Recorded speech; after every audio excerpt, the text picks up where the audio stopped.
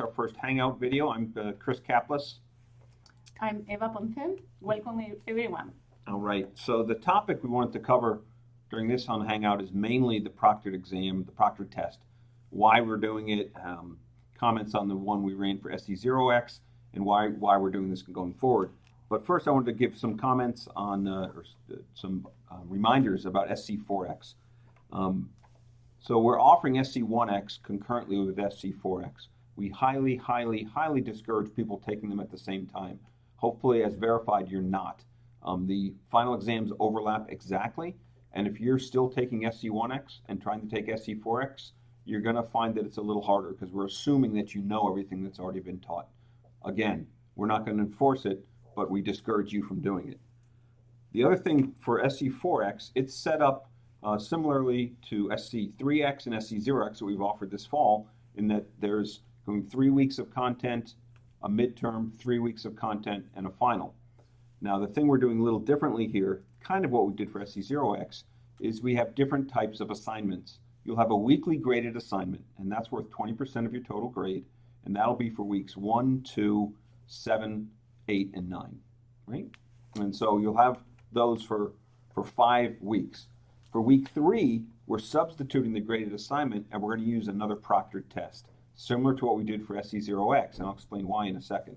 So that'll be a proctored timed test for 90 minutes. We'll talk more about that. Then you've got the midterm and the final. And so for both the midterm and the final, those are timed tests, but they're not proctored, right? There's timed tests, so you only have, I believe, 2 hours. So we've said, we'll tell you the exact time. 4 hours for midterm, final exam? 4 hours for each of those. And you can take those within a 1 week period. And so there's a difference between proctored and timed. Every proctored test by definition has to be timed, but the proctored ones is where you're being actually recorded, your behavior is being captured.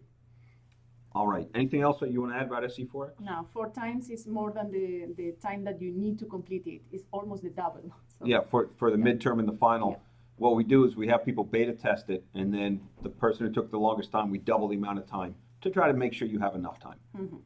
All right. So why are we doing virtual proctored? We have students in over 180 countries, and many of these don't have availability to get to testing centers easily. It'd usually be a multi-day trip for a lot of people. Additionally, testing centers in many countries are not as secure as people think. There have been a lot of scandals for leaked exams. Most of the testing centers outside of the United States, for example, are contracted. And so it's a little sketchy about what can be done in one of the centers. The exams in the testing centers have to go down to the lowest common denominator. So in other words, if one testing center can only allow a certain type of test, then all the testing centers have to allow that test. So we kind of have to take ourselves down to the lowest common denominator, and it requires us to use a different platform, not edX, the thing that you are very familiar with. So that's one reason why we're trying virtual proctored, because the only alternative is physical proctoring, where every one of you has to travel somewhere to a standard testing center, go on a new platform, and take a test that's probably just going to be multiple choice. And so we're trying to find a better alternative for that. Since we are a virtual series of courses, everything is online, we want to test the virtual proctoring again. It also allows for more flexibility than a standard physical proctoring exam, in that we can have different formats. We can ask you different things that you are more familiar with because you're all very comfortable, I assume at this point, with the edX platform. Okay, so why are we testing again? We already did it once in SC0x. The main reason is because the company that provides this for us, Software Secure, really hadn't been tested for scale. So that was really a technical test. Could their systems handle several thousand people taking this test within a very short time frame? So good news and bad news. Good news is they handled it technically. Bad news, there are some quirks in the system that we didn't foresee and they didn't foresee. That is one of the reasons why we're retesting. And so that's why we're going to have another proctored test, and it's going to be worth just 5% of your total grade, a little more from what we did for 0, but still just 5%. And we want to see if we can improve the return rate. So there were about 2,300 students that took the proctored exam in SC0x. So that was great. That was a large number. 1,400 of them had no problems. Everything worked fine. They answered the simple question, and they didn't violate any of the rules established for the proctored exam. However, there were about 800 of you who had issues, and those issues ranged from leaving the camera's view, using a calculator, not scanning the room, and we'll talk more about that in a second. But there are different levels of issues. And then there were 500 of you who chose not to take the exam because it was only worth 1 point. So let me address each of those, and we'll go into more detail. For the people who had issues, we'll be sending you an email later today or tomorrow explaining exactly where you violated one of the protocols for the proctored exam. And we're doing this as a learning exercise. This was done for testing. When we do a proctored exam, if we use it for the comprehensive final, these violations are grounds for being removed and having your certification revoked. So that's why we're taking it very seriously, but we want to let you know what you did wrong if you did anything wrong in the SC4x test. So we'll go over more details there, and I think one way we can prevent this from happening in the future is better education. I didn't do a good job explaining clearly what you could and couldn't do. The scale of it was a little more than we thought, and so we have a video that we're going to try to produce to show people exactly what to do. So we'll try to remedy that. Now, for those who chose not to take it, that's not a good thing. Even though it's only worth 1% of your grade, I can tell you definitely it'll be part of a consideration that I would have for anyone applying to the Micromasters program if you chose not to take the one proctored verified exam that we have. So I encourage you to reconsider that if you choose to sit out from taking the proctored exam for SC4x, because it tells us something. Again, for SC4x, we're doing this to test the system. Scale, we know it can handle it. What I really want to be able to do is see if we can minimize the number of issues. Because as we went through, and even I spent the better part of a day going over and examining these in detail, what we found is a lot of the violations were because people just didn't clearly understand. People weren't clearly scanning their whole environment. They were holding their card when they're doing ID verified. They took a picture of themselves twice. They didn't have it clear. So these are the things we want to eliminate, because I know that everyone wants to do well, and you don't want to be kicked out of an exam because you did something inadvertent. So we want to make sure everyone understands the rules. So some of the big problems that we showed for people taking it for SC4x, the number 1 and number 2 were not showing the ID card clearly and not scanning the room properly. We'll have a video sent out to demonstrate what that means, but the nice thing about the system is once you scan the room, you have the ability to see what you scanned. If it doesn't look right, don't accept it and do it again, because they will only see what you submit. So you have a chance to review it before you submit it. Don't just check it without scanning it, because they will have to make sure that you fully scanned the whole room. Same thing with your ID. If you can't read your ID in the review, they won't be able to read your ID. And that's the number 1 reason why people were flagged. You need to have that picture of an ID and of yourself so we can make that comparison. Headsets on, that's another thing. People didn't see that. I also like to study and do work with music on. Just think that you're going to a testing center here when you're in your own room. Turn everything off, no headphones, no earbuds, no music in the background. And so you have to treat it like a testing space. The other thing, the big violation, is some people treated this like a graded assignment and that they thought they could browse other websites. You can't open up other websites, only the ones that we specifically allow you to use. So if you're doing something and, for example, you want to find out more about the Poisson distribution, you can't just go Googling Poisson distribution. This is a test, right? This isn't like a homework. And so you have to treat it that way. So we'll send specific details on what you can and can't do, but let me give you some overview of what we'll be doing in SC4x for the proctored test that we'll run. We'll run it in week 3. So this will be in lieu of the graded assignment for week 3. It'll be a proctored test. You'll have 2 weeks to take this, from February 15th to March 1st. You'll have 90 minutes to take it. It won't be a time-sensitive thing. This is mainly a test. We want to make sure you can do the work, but really it's to also test the system, make sure everyone understands how to operate within a proctored test environment. It's only 5% of your total grade, so it's equivalent to a weekly graded assignment, and it's only for verified learners. So if you're not verified, you won't have access to it. Audit learners, the non-verified ones, have an alternate set of problems to do. So the general rules that we have is to, make sure you have a clear image ID, make sure it's a readable ID, make sure you complete the room scan, no mobile devices, just put your phone away. If you pick up your phone, that's a dangerous thing because we don't know who you're calling or who you're checking with. Just turn your phone off. Again, treat it like an exam, a testing center in your own house or in your own dorm, wherever you are. The room and the table need to be clear. You can't have books and papers piled around. You can't talk to anyone. You don't want people coming in and talking to you. Again, it's only 90 minutes. Treat it that way and isolate yourself. Some specific things. We will have a key concept document covering weeks 1, 2, and 3 available for you for this. But you can only look at it through the edX platform as a link. Don't print it out and have it there because that's a violation using extra resources. We allow one blank sheet of paper. I always like to, and we've had discussions of this, whether we should allow this or not. I think it's good to have something to scribble on. But what you need to do at this part of the test is to show us that it's a blank sheet of paper and then put it down. And so it's a way to prove that you're just doing a blank sheet of paper. It's not a cheat sheet. You can use the calculator on your computer. That was something we weren't clear on in the instructions. And so a bunch of you guys got flagged for using the calculator on your computer, which was just crazy, but we weren't specific. And so that's an easy thing. And you can also open Excel or LibreOffice. It has to be blank. And we'll see whether it's blank or not. You can't use Google Sheets for this, unfortunately, because that has too much sharing capability.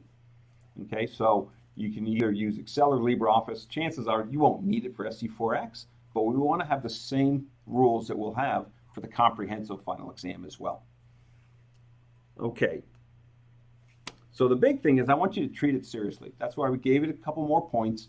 I really encourage you to take this. If you're thinking of even applying for the Micromasters and you choose not to take this, that doesn't make sense because I will consider this that you're really not serious if you don't take the Proctored test because we want to make sure it works. And also, it's probably the mechanism we'll use for our comprehensive final. All right, I've been talking for 15 minutes now. Anything I missed? One thing. Just one thing? Just one Just thing. one thing. If you experience any technical issue during the Proctored test, you can contact edX support, info@edX.org, or you can also contact Software Secure. So just in case you have any problem during the Proctored test. So on week 0 of SC4x, there's a section that's called Try a Proctored test. And that also has in it the detailed test instructions. And so we'll add more to this. We'll add a video that they're actually Software Secure is making for us. We requested that so you can physically see what you're supposed to do. So hopefully this will be a non-issue and you guys will have no problem doing this. We only want to use Proctored exams really in that comprehensive final, but we wanted to use that in lieu of making all of you travel across the country to different locations. That's really the objective. We are not going to use Proctored exams for the midterm and final of the individual courses. I don't see the need for that. Other Micromasters are, and they're doing something different. We'll try to keep it this way for now. So at this point, I'd like to see if anything I missed. Omar, is there anything that you want to add? Somebody mentioned that their webcam has a lower resolution for the ID picture to be clear. Others have mentioned that issue as well. Yeah, okay. So the question is, what do we do if I have a low resolution camera? Test it out. See what it looks like for that. I mean, it would have to be really low resolution, like 1980s, 6 pixels, right? It should be able to handle it. But you can check and see how it looks. Take a picture of it. And if you want, you can send that to us and see what it looks like. Usually when I reviewed a bunch of the videos, we saw people were moving it. That's the problem. But we try to look at it. The other alternative is, remember, this is going to be in lieu of you traveling somewhere. Borrow someone's laptop who has a good computer, or a good camera rather. And so treat this as a one-off thing that you're going to be prepared to use. It's not going to be something you're going to just roll out of bed and do. You got to be prepared for it and make sure your environment is set up correctly. We receive a good question about what happens if there is any internet connectivity issue during the test. So yeah, in this case, my recommendation is book for a slot that you are sure you are going to have power, you are going to have internet connectivity and these things. If this happens, then you need to contact with edX support and let them know that there is an internet connectivity issue. There is an option that they can reset the test. The question is, if this happens, you are going to lose all of your answers and you need to start again since the beginning. So this is something that, yeah. So if I know a lot of you, especially in certain countries, are doing all your downloads at work. Maybe what you want to do, and I know some of you have done this because I watched some of the videos, you do this at your workplace after hours. That might be a one way to do it because you usually will have better connectivity there. So that's one way to try to do it. But if you do have a problem, you need to reach out as soon as possible so we can try to remedy. Mm-hmm. More questions?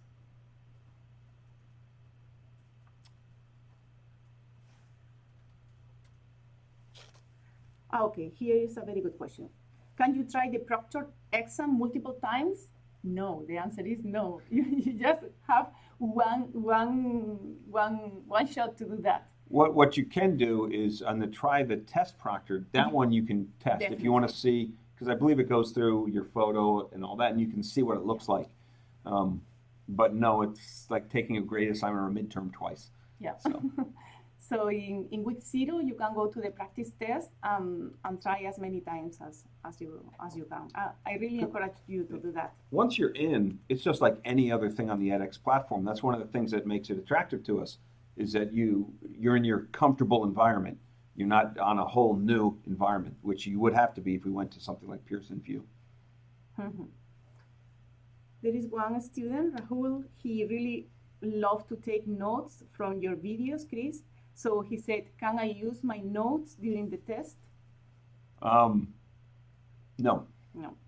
It's not. I understand what you're saying. It's an open, that's more of a open book. And sometimes in classes here at MIT, I allow people to bring in open book, open notes. But for this, it's not allowed. Maybe for other tests, we can try and do something. We're trying to make it, especially for the comprehensive, so you have access to all of the key concept documents. And we'll make sure you have that version. Unfortunately, I can't give you the okay to have your own printed version because I have no way of validating what's in there. So you got to understand, guys, we're trying to walk this line. What will help you the most to make sure you can do the test versus what can we make it so we know it actually is a true assessment, because we all have a vested interest, even everyone watching, everyone behind the camera, we're vested interest in these certifications to mean something. And if we don't make them strictly, we stress the honor system, then they will not be as taken as seriously. So we need to make sure that they're accurate and the assessment is actually valid. And that's the thing we're trying to draw the line on. I wish I could make it open book and just have you do an exam with anything you want, but that's system doesn't allow that. Mm-hmm.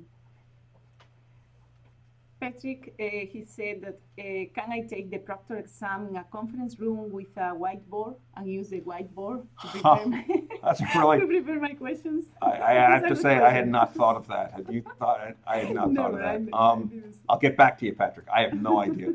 That's actually pretty clever. Is it fair? Now we have to get into the question, is it fair to other students who don't have the white? It should be blank at the beginning, and then he can, we'll have to get back with you. The question is he needs to move, and you need to be on camera the whole time. Yeah. This is very, very important. So, yeah. I'll make a note, Patrick. Yeah. I don't know. That's a good one. This is a good one. Yeah. More things.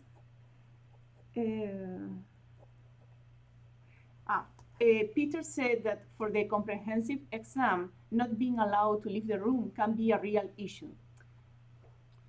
I understand. That's why we're going to keep it for 2 hours. We'll keep it as a short time. And so, let's talk about the comprehensive just in general terms, because we still haven't figured out exactly, because we need to know what we can and can't do. I'm not going to ask you to program something. I'm not going to ask you to develop a large model, right, in software, because you're seeing what the limits of the tests are. I really want to know if you know general concepts. So I might ask you to do something where you might have to use a spreadsheet, but I'm not going to have you do a large-scale simulation that requires you to use any logic or to get onto a large, get SAS or something like that. It's really to understand the concepts. So for this, we're going to keep it to a shorter period of time, and what we're trying to figure out is for the comprehensive final exam, is it really 2 exams? Do we have 2 90-minute time periods? Trust me, I don't want to make a 6-hour exam where you're sitting there and can't use the restroom or get a glass of water. But the nice thing about Proctored, we really don't go above 2 hours anyway. You can't. That's too much strain on the system. So I think we'll keep it to a reasonable amount of time. Again, treat it like any kind of test. Yeah. Sherry Han, he said that he didn't know that the exams for SC1 and SC4 was at the same time. He registered in both courses, and what can he do? So this is on the course schedule. So you can go to the course schedule and see that they are scheduled at the same time. My recommendation is, if you already took SC0x, then go for SC1x. If you already took the 4 previous courses, then let's go for SC4x. Yeah, so you can disenroll from SC4x. It hasn't even opened beyond week 0 yet, so I think you'll be fine. If you have a problem with this, let us know. But yeah, because that final, all the finals and the midterms, you only have 1 week to test them, and we tried to let those schedules out as soon as possible, right? And so it'd be tough to take 2 final exams in the same week. A little bit like a real college experience there. Yeah, this is a very good question from Ilse. He said, when I complete the test, it was not clear for me if the test was valid. Can I check it? So yeah. Yeah, that's the challenge, because the thing is, when it's being done, no one is watching you at the time. We tried to check into that if that's possible, and it's not. But I had the same thing when I did it as a test. I didn't know if I had turned it off. And as we reviewed some people didn't know they were turning it off either. And so they would continue to be filmed for a little while. So we'll try to be much more clear on when you're done and how to turn everything off to be done. But unfortunately, we can't give you feedback in real time whether you violated something or anything was flagged. That takes, I think, the service level agreement we have with the company is about 2 days. But what we're trying to do is something like, if someone forgot to show their ID or was a little blurry, I'd prefer not to flag them. I'd prefer to let them know and say, hey, you need to go in and show your ID again, to give them time. That's something we can probably do, but it wouldn't be immediate. It'd be within a couple days, within that testing window, because we don't want people to be invalidated for silly reasons. So that's a long answer to a very short question. No, but this is helpful because we explain better the process. Another student asked about, do we need to do a complete 360 scan of the room we are in? Yes. So yes, the answer is yes. Yeah, so you need to you scan can, everything. so when I did it the first time, when I was testing it, I screwed up because I didn't show my work area. So you have to actually, can you see me? Yeah, you can see me. So you actually have to take your camera and show first your desk, and you have to go all the way around 360. It's easy with a laptop, right? You can actually show that around, but you need to do it slowly. And the beautiful thing, you get to review the video that you took to see if it worked, but you need to make sure you show your environment. Because the first time I did it, I just went around like this, and I realized, well, I could have had an Encyclopedia Britannica on my desk. So you need to, the area they care about is right here, that there isn't someone in front of you with a big monitor giving you answers, and there's no one behind you. Okay, so Bang, he said, I use the simple word processor, the Notepad, to draw out the problems. Is a blank document in Notepad program allowed to be used as a scratch paper? Not currently. No, currently. And this is a very good question, because this brings to us a very good point. You can only use the things that are allowed. So if we say you can open Excel, this is the only software you can open. So the answer is not, unless this is in the instructions. Okay. Yeah, the other thing is, the more exceptions we introduce, the more chance people will get flagged. And so we're trying to minimize things. We didn't want to have you allowed to print out the key concept document, because then you'd have to show every piece of your document that it's actually the key concept document. And that just seems ridiculous. So we're working within the bounds of what the technology can do within a time frame that we think is suitable, 90 minutes to 2 hours. Yeah. All right. One question about the time for the comprehensive exam. I think you already covered that, but yeah, we're a lot of what the decisions we'll make for that final the comprehensive exam, is a function of how people perform in this test during week 3. Because we want to see what works and what doesn't work. We want to get the number of flagged students, the violations, way down. I want to eliminate those. And so we will know probably by early March exactly what the format will be for the comprehensive final, and I want to let people know that. We'll also have a better idea of who will be taking it, because at this point, if you haven't already finished all but SC4x, chances are you're not going to be taking the final, that comprehensive final at the end of May. Okay, so here is a question from Eduardo. Eduardo said that why he need to take the comprehensive final exam if he's not interested at all in the blended program. Oh, sure, because it's the final capstone for the Micromasters certification, the credential. We do it because for anything, you finish the 5 individual courses, we want one comprehensive for the credential itself. So it's required for the credential. And here's the thing, if you guys just want to take these courses to learn, that's awesome. You don't need to take the credential. That's fine. But if you want the Micromasters credential, then we need, as a verifying agency, one last check to say, did you put it all together? That's why, to reiterate, we're not going to ask you to reformulate a large-scale optimization problem and solve it from scratch. We're going to ask you big concepts that tie together SC0x, 1x, 2x, 3x, and 4x. Because when we give the credential, I want to make sure that you guys understand the large concepts and how everything fits together. Because we want this credential to be valid not just for here at MIT, but we already have a number of other schools who will accept it for credit as well. So just like you have a final exam in college for a course, we want to have something to kind of capstone this comprehensive one to capture everything for this course, for this series of courses. Yeah, and also the industry, the companies, they are going to recognize this. So it's important for us to be sure that you have the knowledge to earn the certificate. Okay. So these are great questions. So thank you for being these. And please, you can continue to ask questions. Feel free to send anything directly to me. I know some people are concerned about the proctored exam, about being filmed.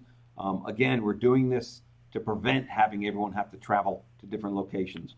We're trying to figure out alternative methods as well. And like I said, by the end of March, mid-March, we'll let everyone know exactly what the final comprehensive exam will look like, both format and the logistics.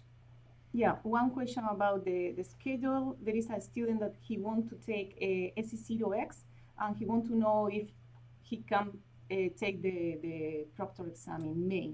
No, you won't make it. You won't make it. If you haven't taken 0, I assume you've probably taken, and you're taking 1 now, which means you've only taken 2 of the 5 courses.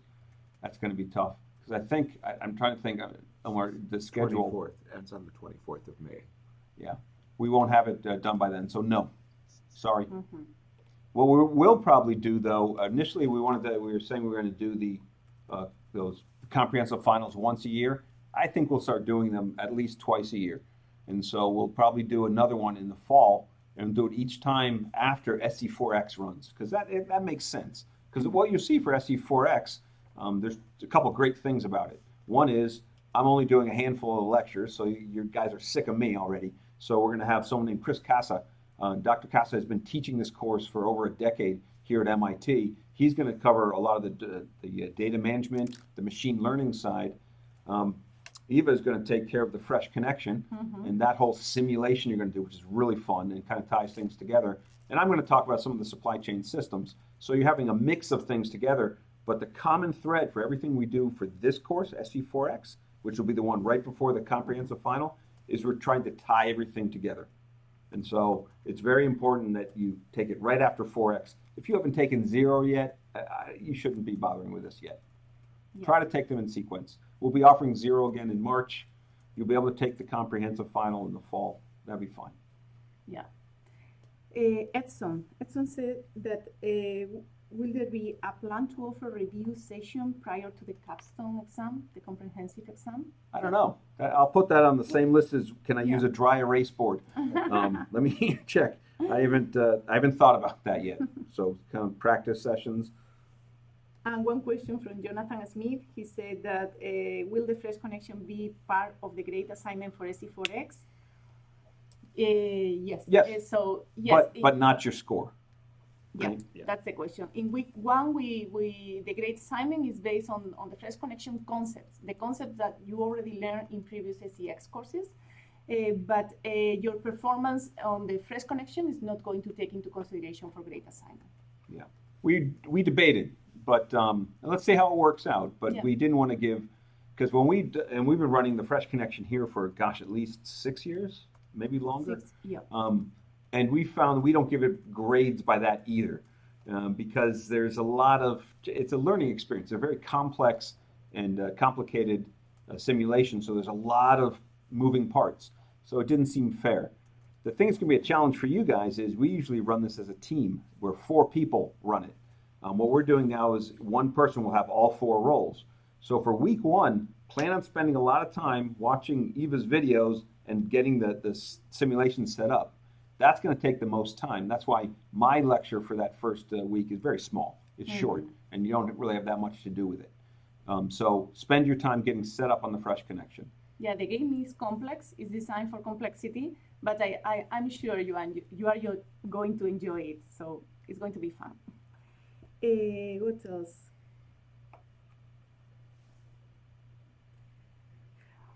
Patrick, again, he said, if we are able to travel, could we take an alternative study? I'm exploring into that. I'm not sure yet.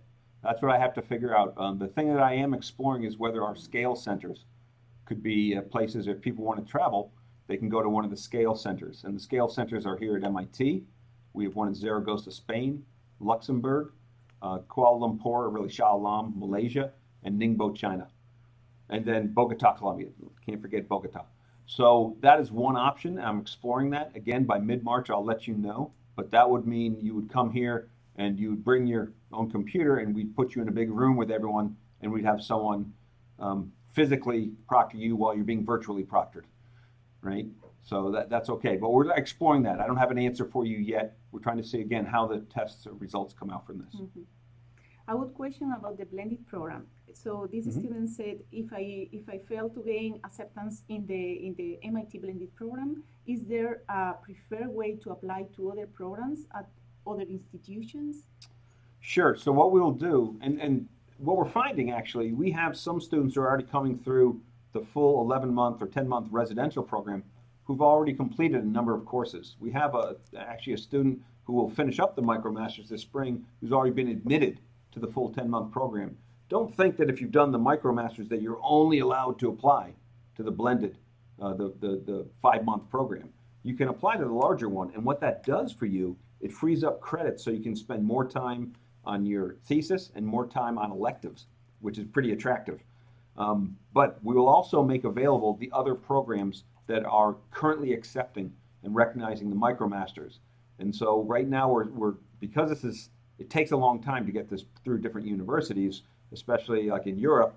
Sometimes it takes an act of God to change these things. We're also doing Malaysia will be accepting it. We're looking at the other universities. China's tough because the regulations are different. So it's really a university by university case.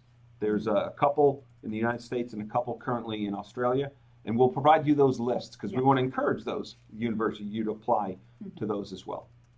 Yeah, we will include this list in our website, Yeah. Micromaster website, so you can have access to this information. But and the reason why they're not more universities yet is because I'm putting 0 time into actually signing them up. Because we're focused on developing the courses first, and then we'll start pushing that. So I think what you're seeing now in 2017, this will be the first time we have every course being run multiple times. For those of you who've been through us, especially through this fall, you're pioneers, right? If you took SC4x, if you took SC0x, and now taking SC4x, then you're hitting 3 first-time runs in a row. And thank you for putting up with it, because a first-time run course is always tough. If you're taking SC1x now, this is the 4th time we've run it, so there shouldn't be, knock on wood, too many problems. But for the pioneer courses, hopefully you guys are comfortable with this now. There will be glitches, there will be typos, there will be errors. I will misspeak at least 6 times in my lecture videos, and you guys are very gracious at pointing them all out. And so I thank you for that. But what we'll have in 2017 will make these more standard, and you're going to see that they get more standardized across the different courses. Yeah. Let's see. Jonathan Smith is asking again about the date of the final comprehensive exam. So we will announce in end of March. Yeah, it's going to be end of May. I'll try to get a date out sooner for that, and I apologize for not having that because I know people make travel plans. We'll try to get that out even sooner. Mm-hmm. Okay. Okay. Yes. So I think we're winding down. If there are any other last questions, now's the time to put them in. And again, if anyone has any issues, because I know this is virtual proctoring is not common. It's becoming more common.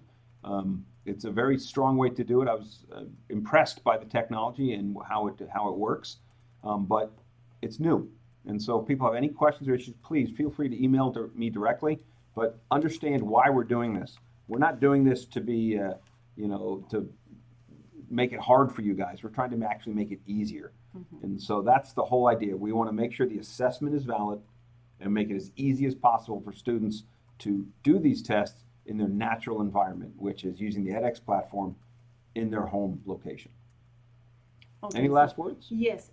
For any issue with the Proctored test, send an email to SC4x help email account. And for the fresh connection, unfortunately, we cannot answer questions about which one is going to be the best decision in this area of the company. This is just an opportunity for you to make your own decisions and to see what's happening in the second round of the game. So any technical issue, send a note to SC4x. For questions specifically about how to play the game, please do your best. All right. Okay. Thank you. I think there's one more question. One more question? Coming in. Yeah. Where is it? Access to the GA questions, was that answered? Which one? Q13. Oh, sorry.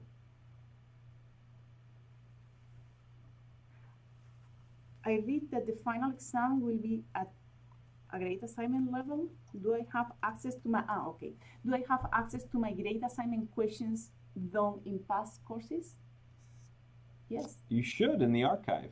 Yes, you should have access to the grade assignment questions. Yeah. You are not going to have access to the midterm and final exam questions. Yeah. Yeah, so the grade assignment, it should be whenever you take one of the courses, you have that archived version forever. So if you've taken this twice as audit and once as verified, you should have all three there, and it should be retaining what you responded to. As Eva said, the only exceptions are the tests. Mm-hmm. Tests are different. So if you look at a spectrum from 0 to 100, where 0 is pure learning and 100 is pure assessment, all the practice problems, the quick questions, they're over here. They're pure learning. We'll give you 3 tries and tell you the answer and give you detailed explanation. As you get into graded assignments, they're a little more over, right? Because we want to assess a little bit, but they're still primarily there for you to learn. That's why we release the answers after it's due. And so you can now look at it. Midterms and finals, they're way over on the right. And so they're meant there to really truly assess. So we will not give you as many attempts. We will not release the solutions. So that's really there for pure assessment. And so that's why we're trying to separate things when you're in learning environment and when are you in the assessment environment. Okay. So yes, one last comment. MIT Media Lab, they just developed this platform to allow you to have the opportunity to have these Hangout events. They really want you to take a 1-minute survey to have your feedback about your experience with the Hangout event. So we just include the link in the chat. If you have 1 minute, please take it. And thank you. All right. Thanks, guys. I appreciate your working with us here, and hopefully you'll enjoy SC4x. We're having fun putting it together. Take care. Best of luck. Bye.